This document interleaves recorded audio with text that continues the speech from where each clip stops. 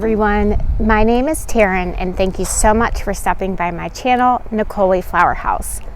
This week is just a quick update on how the garden has changed over the past few days.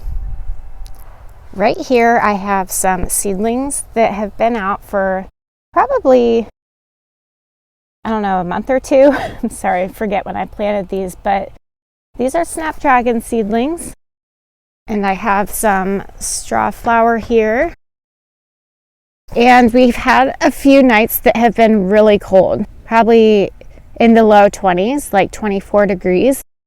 And these are supposed to be hardy to zone 8 over the winter. I am zone 7B, so I wanted to see how these would do. They are taking a hit with frost damage, but it's not killing the plant. This one looks pretty bad. I did have these in particular covered up with a frost cloth just to help them out. These are Orlea seedlings. I also have some Dara planted. Right here I have Silene blushing lanterns. Those don't seem to have been affected at all.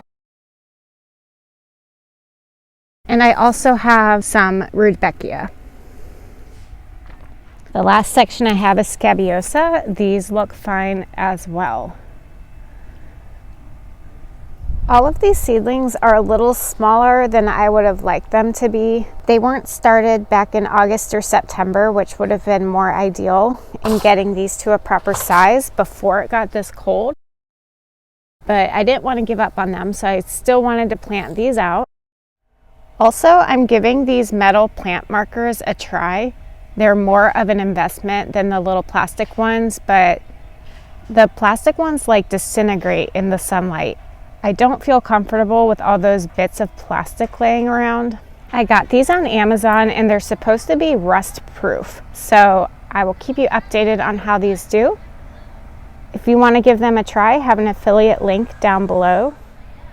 Also, theoretically, the marker isn't supposed to fade on these. So I would like to see how they do in our summer heat, and I definitely will invest in more of them if they hold up as promised. These plants right here are also straw flower, and they did not do as well in this cold weather. I'm guessing because they're so high up off the ground and didn't receive enough of that radiant heat from the mulch to keep them going. This one down here that's closer to the ground looks much better, so those seedlings will probably fare better than these plants. These are all the rows that had the green landscape fabric on them. I was able to get those weeded and mulched. This is leaf mulch. I really like the texture of this, and it was not as easy as I was hoping to move around, but I think it was a little better than typical mulch. I'm really hoping to increase the amount of organic matter in my soil, so this is supposed to be a good medium to use to do that. Here is a look at my winterberry. I don't really have enough to do a Thanksgiving or Christmas offering with this year. I would love to plant more plants. We'll see if that happens. What I am going to do is make myself an arrangement out of this. I'm also going to use these pine cones. I've put pine cones, attached them to these branches so I can use them almost like a cut flower in a bouquet. So I'm going to use those. I'm also going to use this cypress here and some eucalyptus.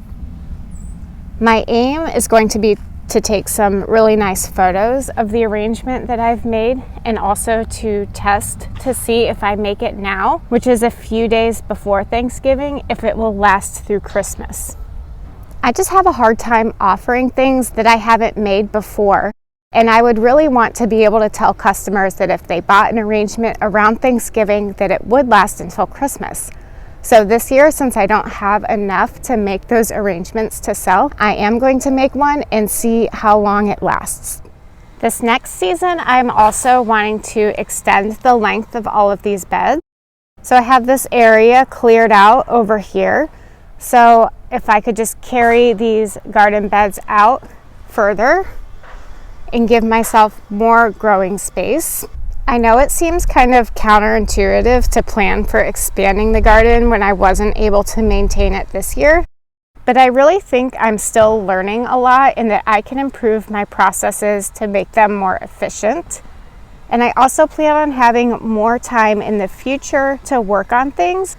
I want to get these garden beds established now, even if I can't use them to their full potential, so that the soil can become healthier. I can grow the microbe population in there and just get it nice and ready for when I do have the time to really get full production out of our space.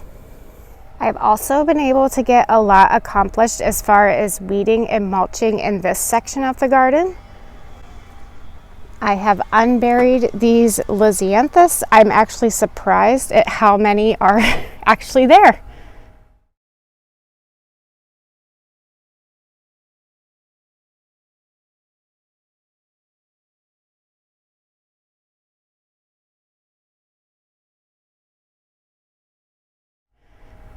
I had no idea.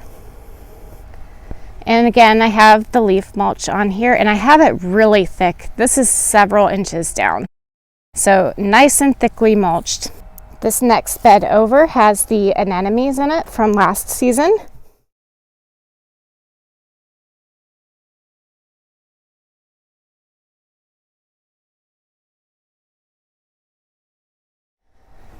The foliage looks kind of flopped over after I got all the grass out of there, but I'm thinking it'll recover and shoot up new foliage and be just fine.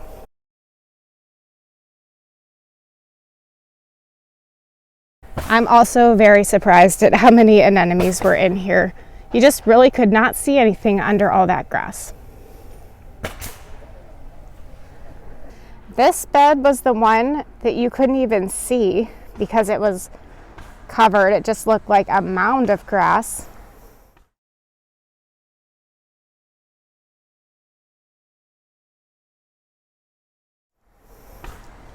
And I connected it to the one that was right here that had dahlias in it. I'm working on cutting them all back to this point. I have a description of what it looks like, and if I knew the variety name, I put that on there as well. A lot of them are going to be mystery tubers as usual, but I have big plans for changing up how I do my dahlias this year, so more to come on that, but some nice mulch layer has been added. Here is a look at my hypericum. I'm really happy with the way these responded. If you've watched my videos over the years, you know that I'm obsessed with berries and I can just never seem to get a large amount of them. So maybe this will be the answer. Behind the hypericum, I had some sunflowers that were direct seeded, and those were taken out by frost recently. So they can handle a light frost, but not 24 degrees, which we had the other night. Here's an update on the anemones in the tunnel. They look pretty much the same. Once I get all these beds cleared out in this section, I want to connect them in the middle, like these, and then eventually all the way down. Instead of 3 separate sections, I'll have longer rows, so these pathways won't be there. They'll all be connected.